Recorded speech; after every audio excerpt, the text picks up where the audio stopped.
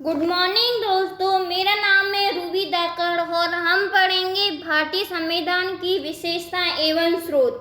पढ़ने से पहले मैं आपको बता देती हूँ कि जैसे कि हमने टॉपिक लिया हुआ है कि भारतीय संविधान की विशेषताएं एवं स्रोत, तो दोस्तों हम इसे यानी इसकी थ्योरी यानी कि इसके बेस के बारे में जब नहीं पढ़ेंगे और हमने पढ़ने से पहले ऑब्जेक्टिव क्वेश्चन लगाए हैं तो क्या होता है, सिर्फ रटने का काम होता है। जब तक हम उसकी थ्योरी के बारे में नहीं पढ़ लेते हैं तब तक हमारा कोई मतलब नहीं रहता है कि ऑब्जेक्टिव क्वेश्चन लगाएं। तो इससे क्या होता है कि बिना पढ़े हमने थ्योरी ऑब्जेक्टिव क्वेश्चन लगाए हैं तो हम कुछ टाइम तक उसको याद रख सकते हैं, उसके बाद भूल जाते हैं। इम्पोर्टेंट ये है कि अगर हमने उस टॉपिक के बारे में पहले पढ़ा है, उसके बाद में ऑब्जेक्टिव क्वेश्चन लगाए हुए हैं तो हम उसे लंबी टाइम तक याद रख सकते हैं। और जैसे कि पेपर में जो हमने बिना थ्योरी पढ़े ऑब्जेक्टिव लगाए हैं, जैसे कि तैसे अगर पेपर में आ जाते हैं तो हम उसको टिक कर सकते हैं। और जैसे कि हमने थ्योरी नहीं पढ़ी है और क्वेश्चन वहाँ पर घुमा फिरा के आ गया है तो उस क्वेश्चन को हम टिक नहीं कर सकते हैं। तो क्या है कि उसके टॉपिक के बारे में अगर हमने पढ़ा है, उसके बाद में फिर ऑब्जेक्टिव क्वेश्चन लगाए हैं, अगर पेपर में भी घुमा फिरा के क्वेश्चन पूछ लेता है तो वहाँ पे भी हम क्वेश्चन को टिक कर सकते हैं। तो दोस्तों हमने यहाँ पे यही किया है कि पहले हम उसके थ्योरी के बारे में पढ़ेंगे, उसके बाद में कोई ऑब्जेक्टिव क्वेश्चन लगाएंगे। तो पहले हमने इसमें थ्योरी दी हुई है और उसके बाद में कुछ ऑब्जेक्टिव क्वेश्चन दिए हुए हैं। तो हमारा आज का पहला टॉप पॉइंट है, भारतीय संविधान विश्व का सबसे बड़ा और विस्तृत संविधान है। क्या है? भारतीय संविधान विश्व का सबसे बड़ा और क्या है, लिखित संविधान है। क्या है? हमारा सबसे बड़ा और क्या है, लिखित भी संविधान है। क्या है? लिखित भी संविधान है। अगला पॉइंट है, भारतीय संविधान की जटिलता के कारण ही कुछ लोगों ने उसे वकीलों का स्वर्ग कहा है। क्या कहा है? यानी जटिलता के कारण कुछ लोगों ने क्या बोला है, वकीलों का स्वर्ग बोला है। अगला पॉइंट है हमारा, ग्रेनविल ऑस्टिन ने नीति निर्देशक तत्व एवं अधिकारों को संविधान की आत्मा कहा है। क्या कहा है? संविधान की आत्मा कहा है। तो इस पॉइंट को मैं आपको समझाती हूँ कि ग्रेनविल ऑस्टिन ने नीति निर्देशक तत्वों को अधिकारों का संविधान की आत्मा कहा है और संविधान की आत्मा कहा है। और प्रस्तावना की आत्मा किसने कहा, यानी कि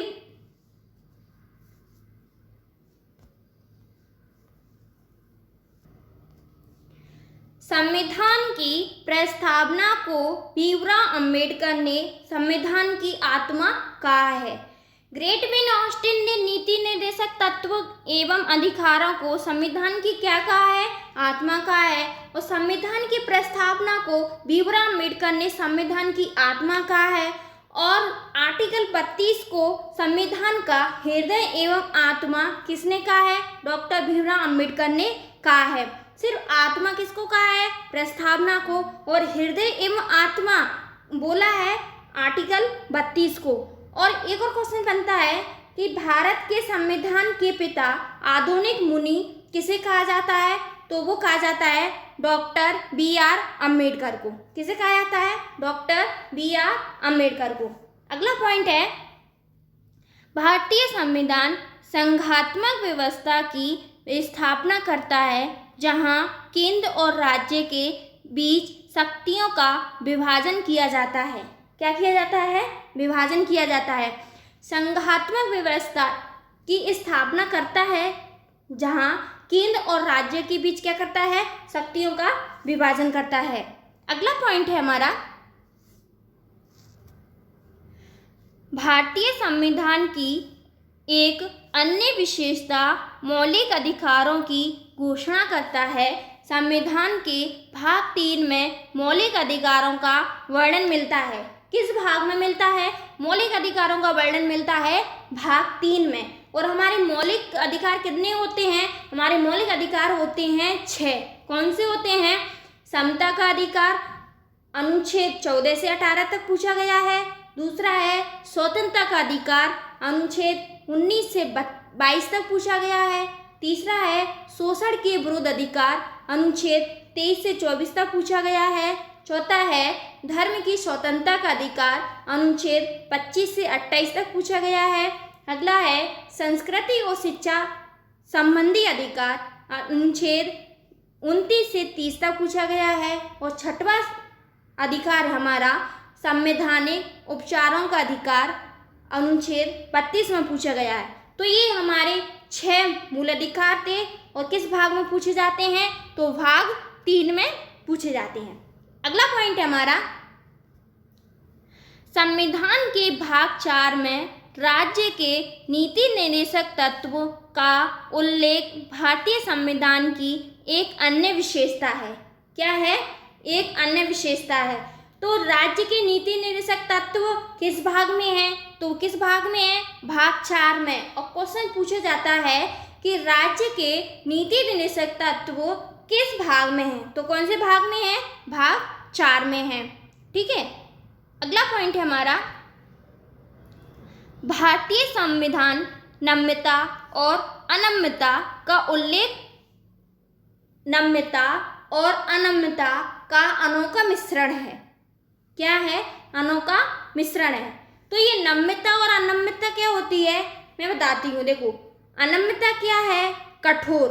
ये इसका अर्थ क्या है कि संविधान में इसे माना जाता है जिसमें संविधान करने के लिए विशेष प्रक्रिया की आवश्यकता होती है। उदाहरण के लिए अमेरिका का संविधान।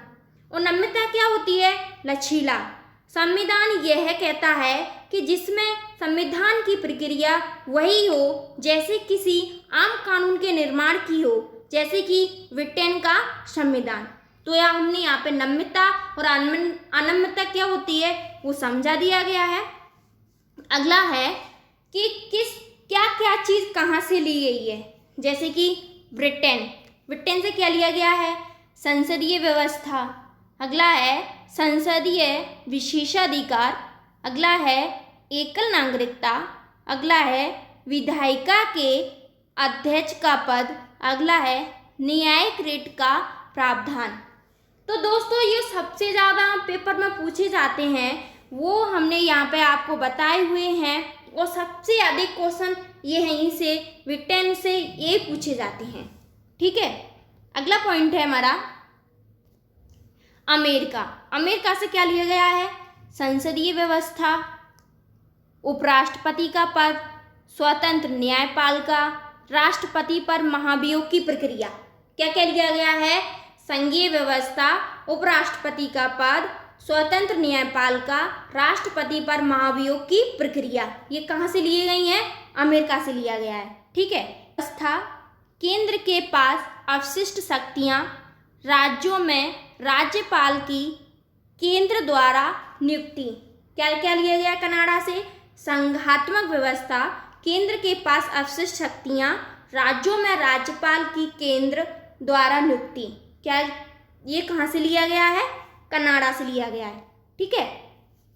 अगला पॉइंट है आयरलैंड से क्या लिया गया है? नीति निर्देशक तत्व, राष्ट्रपति की निर्वाचन पद्धति। क्या क्या लिया गया है? नीति निर्देशक तत्व, राष्ट्रपति की निर्वाचन पद्धति। तो सबसे ज़्यादा क्वेश्चन पूछा जाता है कि नीति निर्देशक तत्व कहाँ से लिए गए। हर बार कई क्वेश्चन में पेपर में पूछा गया है कि आयरलैंड से क्या लिया गया है, तो आयरलैंड से लिया गया है नीति निर्देशक तत्व और राष्ट्रपति के निर्वाचन पद्धति। जर्मनी से क्या लिया गया है? आपातकालीन उपबंध। रूस से क्या लिया गया है? मूल कर्तव्य। ठीक है। आगे चलते हैं। फ्रांस से क्या लिया गया है? गणतंत्रात्मक व्यवस्था, स्वतंत्रता और समानता। ये कहाँ से लिया गया है? फ्रांस से लिया गया है। ऑस्ट्रेलिया से क्या लिया गया है? समवर्ती सूची, संसद के दोनों सदन की संयुक्त बैठक। ऑस्ट्रेलिया से क्या लिया गया है? समवर्ती सूची, संसद के दोनों सदनों की संयुक्त बैठक। अगला पॉइंट है दक्षिण अफ्रीका से क्या लिया गया है? संविधान संशोधन की पद्धति। दक्षिण अफ्रीका से क्या लिया गया है? संविधान संशोधन की पद्धति। ठीक है। आगे बढ़ते हैं। अगला है जापान। जापान से क्या लिया गया है? विधि द्वारा स्थापित प्रक्रिया। जापान से क्या लिया है? विधि द्वारा स्थापित प्रक्रिया। तो दोस्तों यहाँ पे हमारी थ्योरी खत्म होती है, और जैसे कि हमने बोला था कि पहले हम थ्योरी पढ़ेंगे और उसके बाद हम कुछ ऑब्जेक्टिव क्वेश्चन लगाएंगे। ठीक है, तो हमारा पहला क्वेश्चन है यहाँ पे, विश्व का सबसे बड़ा लिखित एवं सर्वाधिक व्यापक संविधान किस देश का है? तो सबसे बड़ा और सबसे बड़ा और लिखित संविधान किसका है? तो वो है भारत का। किसका है? भारत का। ठीक है, आगे बढ़ते हैं। अगला क्वेश्चन है, भारतीय संविधान कैसा है? कठोर, लचीला, ना कठोर ना लचीला, अंततः कठोर और अंततः लचीला। तो इसका आंसर होगा ना कठोर और ना लचीला। अगला क्वेश्चन है, भारतीय संविधान के संदर्भ में कहा जाता है मौलिक अधिकार, मौलिक संविधान है, वकीलों का स्वर है, विकासशील संविधान है, तानाशाही संविधान है। तो क्या है? मौलिक संविधान है। ठीक है, अगला क्वेश्चन है, भारत का प्रजातंत्र इस तथ्य पर आधारित है, संविधान लिखित है, यह मौलिक अधिकार प्रदान किए गए हैं, जनता से सरकारों को चुनने तथा बदलने का अधिकार प्राप्त है, यह राज्य के नीति निर्देशक तत्व है। तो इसका आंसर होगा ए, संविधान लिखित है। अगला क्वेश्चन है, संविधान में मूल अधिकार कहाँ से लिए गए हैं? तो संविधान में मूल अधिकार कहाँ से लिए गए हैं? वो लिए गए हैं अमेरिका से। कहाँ से लिए गए हैं? अमेरिका से। ठीक है, अगला क्वेश्चन है, भारत की संसदीय प्रणाली प्रभावित है कहाँ से? England, USA, Germany, Ireland. तो कहाँ से प्रभावित है? इंग्लैंड से। अगला क्वेश्चन है, संघात्मक शासन व्यवस्था को सर्वप्रथम किस देश ने अपनाया? तो किस देश ने अपनाया? अमेरिका, रूस, कनाडा, नाइजीरिया। तो किसने अपनाया? कनाडा ने। ठीक है, अगला पॉइंट है, अगला क्वेश्चन हमारा, भारतीय संविधान में मौलिक कर्तव्य कहाँ से लिए गए हैं? अमेरिका, ब्रिटेन, रूस, फ्रांस। तो मौलिक कर्तव्य कहाँ से लिए गए हैं? रूस से। अगला क्वेश्चन है, भारतीय संविधान में समवर्ती सूची की अवधारणा ली है, कहाँ से ली है? Canada, Australia, USA, Britain. तो कहाँ से ली गई है? ऑस्ट्रेलिया से। ठीक है, अगला क्वेश्चन है, भारतीय संविधान में नीति निर्देशक सिद्धांत कहाँ से लिए गए हैं? आयरलैंड, ऑस्ट्रेलिया, दक्षिण अफ्रीका, कनाडा। तो नीति निर्देशक तत्व कहाँ से लिए गए हैं? आयरलैंड से। ऐसे दो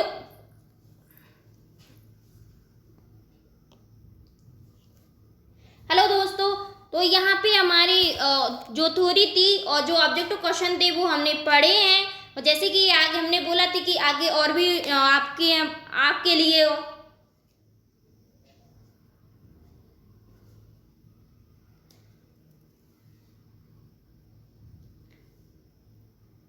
तो दोस्तों यहाँ पे हमारे ऑब्जेक्टिव खत्म होते हैं, और आगे हम ऐसे आपके लिए और पीडीएफ देते रहेंगे। अरे यार, हेलो दोस्तों यहाँ पे हमारे ऑब्जेक्टिव क्वेश्चन खत्म होते हैं, और आगे हम आपके लिए और भी पीडीएफ देते रहेंगे। कैसे बोलूं? दोस्तों यहाँ पे हमारे ऑब्जेक्टिव क्वेश्चन खत्म होते हैं, और आगे हम आपके लिए पीडीएफ लाते रहेंगे। तब तक के लिए थैंक यू, धन्यवाद।